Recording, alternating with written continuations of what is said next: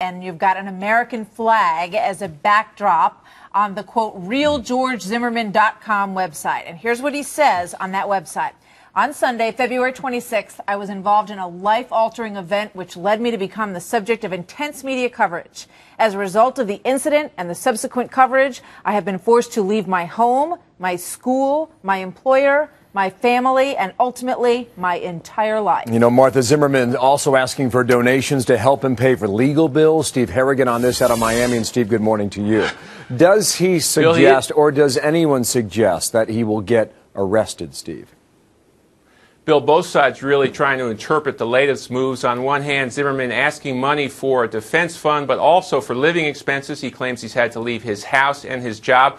But his fate now is really in the hands of one person, Florida's special prosecutor, who said she will not use a grand jury to make the decision.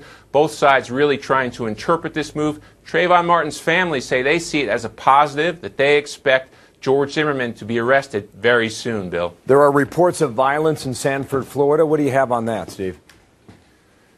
Bill, across the street from that gated community where the shooting took place on February 26th, there were shots fired this morning into an empty police car. No reports of any injury, but witnesses are saying as many as 6 shots were fired. Now, up until now, the protests since this shooting have been peaceful across the state. The rallies have been peaceful. This is really the first act of violence, and it's likely to ratchet up the tensions in Sanford and especially in the elementary school across from that gated community and in that community of 250 homes where the shooting took place in February. All right, Bill, more back when to we you. get it. Thank you, Steve. Steve Harrigan leading our coverage there in Miami today.